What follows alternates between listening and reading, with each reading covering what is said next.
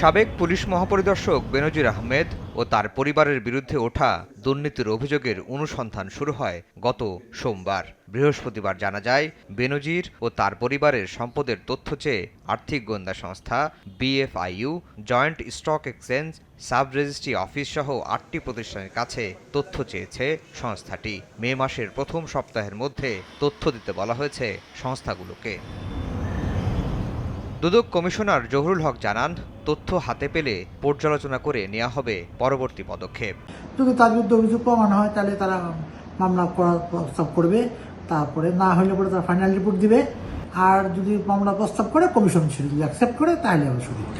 তিনি জানান, অনুসন্ধানের স্বার্থে জিজ্ঞাসাবাদ করা হবে সাবেক আইজিপি বেনজির আহমেদকে। যার বিরুদ্ধে অভিযোগ আসবে তার বিরুদ্ধে তাকে জিজ্ঞাসাবাদ করে তথ্যপত্র নিয়ে তার কি বক্তব্য তাও তো আমাদের আইনজীবীরা শুনবে।